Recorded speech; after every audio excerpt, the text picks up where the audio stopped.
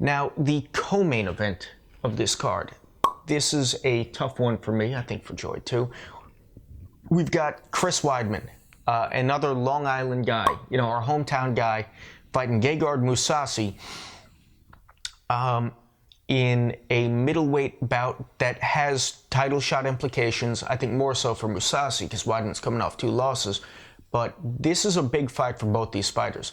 Weidman's got to get back on track, and Mousasi has to keep winning if he wants to be picked to fight for the title. Yeah, this is a really tall order for Chris Weidman. He's coming off of 2 really, really bad losses. The first one was against Luke Rockhold. He got beat up real bad, real late. They let it go really long. He was mounted, getting pounded, his face pounded in, and he made it to the next round where he eventually, they stopped it, and Luke Rockhold beat him at that point. But it was real bad. His face was real messed up. I think he went a little too far, but he, as the champion, I guess they give them the benefit of the doubt. Yeah, and I feel like Weidman was just trading brain cells for octagon time at that point. He was eating shots, and he was actually throwing strikes from the bottom just to show Herb Dean that he was still in it. Weidman has no quit in him whatsoever. No. This is a guy who's come in to fight injured, last minute, anything. He's down. He is down, but he absorbed a hellacious amount of punishment in that losing title defense effort. And then, speaking of punishment, he then has to fight Yoel Romero, who destroyed him with a brutal flying knee, was it? He kneed Weidman's head into the 8th row. Oh my gosh, terrible. It was really bad. It was real bad knockout. And now he has to come back. He has to win, right? Yeah, you don't want to drop 3 in a row. Against Gegard Mousasi, who's who's on its hair. Who's 41, when was the last time he lost? It was 5 fights ago. He lost to Uriah Hall, which he avenged that loss. Yeah, so it's I don't even know. When did he really lose? Here's the thing. Mousasi has literally 3 times the experience as Chris Weidman has. 41 wins or something. 41-6-2, 41-5-2. We're looking at his record. I'm how has he fought this many times? He's been around forever. That old. He kind of flies under the radar because he is a soft-spoken guy. He's not a big personality in front of the camera, but this guy is a veteran. He is a smart fighter. He's younger than Weidman, got that incredible experience advantage, and he's on right now. His last 3 fights he has finished via KO or TKO, all in the first or second round. It's crazy. This is Mousasi's time, I feel like. And Weidman, coming off those back-to-back KO, really bad KO losses, he took a year in between the Rockhold and Romero fights. Yeah. I think he was injured, kind of forced him to sit out, which is good. Brain resets. Now, he got shut down in that Romero fight. And this is 5 months after, it's not a quick turnaround, but he might have benefited from a little more time. If he gets shut off again, he's going to want to think about sitting a year out just for brain health reasons. This is a really scary fight for Chris Weidman. Yeah. Both for his health and for his standing in the UFC rankings. This is, his back is to the edge of the cliff.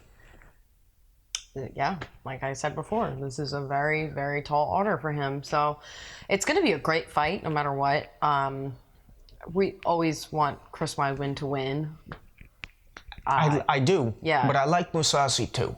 Yeah, so it's real. I wish they weren't fighting each other. Yeah, I really do. It's so messed up right now with the middleweight division because you have your champion, Michael Bisping, and he's ducking #1 contenders, allegedly. Yeah, I mean, people think he's ducking. Yeah. I think he's maximizing his window of earning potential. Yes, and honestly, you go. More power to him. You deserve it. You've been fighting the grind for years and years and years, and you have not stopped. And awesome. He's going to be fighting GSP, who has had a very long layoff. And 3 years, 3 years plus. Former welterweight champion. Now he's coming up. He's going to fight Bisping. Yeah. So it's really like I feel like the middleweight division is so stacked right now that like doing this fight, this super fight between GSP and Michael Bisping is great for the UFC, but it's terrible for the middleweight division. Yeah, you've got Jacare. GSP isn't really a middleweight. No, he's a welter. He's going to come in at 185, but he is a welterweight fighter. So it kind of sucks for Yoel Romero, who cares? I fucking hate that guy. Yeah. Well, but anyway. Yes. On paper, he should be fighting for the title. So you got Yoel Romero. You got Jacare Souza, who he has been knocking on that title door for so long, and he's so deserving of a title shot. These are the two guys. That's pretty much it. But then you have well, you've got Mousasi. Yeah, you've got Weidman, sorry. number 5 and number 4. Mousasi, who's been on a tear. Yeah. You got him. You got Weidman, who's coming off of 2 losses, so I don't really see him. He's not getting a title shot after this fight. 2 more, I'd say, before they can even talk about it. And then you also have Luke Rockhold, who never defended his belt. He won it impressively against Chris Weidman, yes. He never defended his belt. He lost it to Michael Bisping on Michael Bisping stepping up on short notice in the first round. So I don't really think he's deserving of a title shot right now. No, but you know what this gives the matchmakers? Check this out. You've got Romero, who I don't like him, but I will admit he got fucked. He just got straight passed over. Yeah. He was up. You've got Souza, who you can give him a title shot right now. You've got Rockhold, who if Bisping retains his title, you've got a grudge match scenario. You know, 3rd fight. Yeah. He wants to get the belt back, get revenge for the KO. And if Mousasi wins now, you've got another guy who are all legitimate contenders and all good fights. So the middleweight division, the top of the heap right now, is a matchmaker's wet dream. Yeah. The GSP fight is a big money fight. It's a big money fight for everyone. I'm excited for it. However, it just sucks for all the other people in the middleweight division. Yeah. You know, I'm so happy for Michael Bisping. Yeah, I'm so happy for him. He deserves it. But at the same time, it's like, but the people that are in the same weight class as you deserve a title shot. So it's like, I don't know. Let's see, the Mousasi-Weidman fight, how do I think it's going to play out? I think Mousasi is going to win. I think some fighters have long careers, and I think some fighters get older a bit quicker. You saw it with my favorite fighter, Fedor Emelianenko. When he started losing.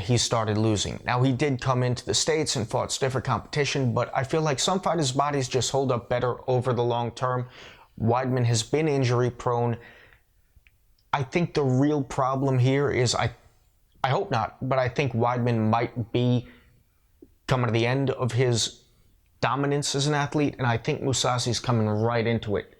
Mousasi is quicker, much faster on the feet. He's on fire right now. Like, yeah. I just feel like it's Mousasi's time. As much as I want Chris Weidman to win, I don't know.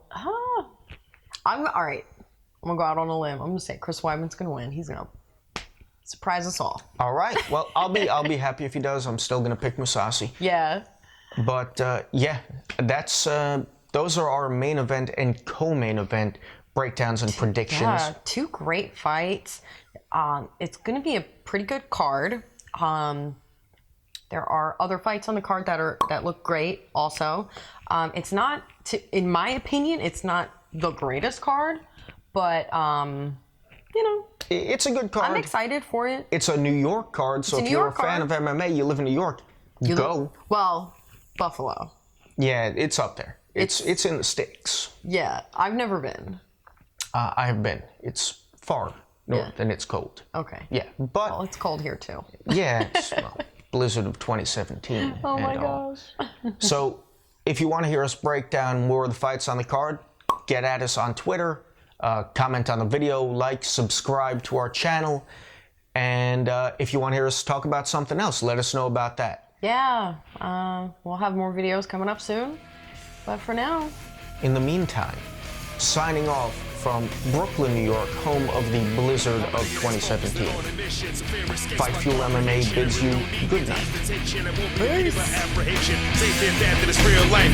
No Joe Rogan, no bright lights, no scorpions, and no snake bites. Let you rap bad niggas get stage fright. I'll do 2 and you do 10. 2, 1, 0. 1, 0. Why am I doing? Oh, yeah. Like, yeah. Right. Huh? You gotta reverse that though, right? You come out to the side. All right.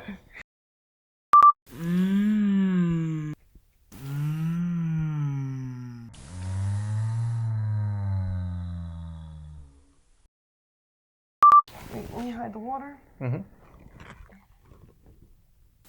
Sippy.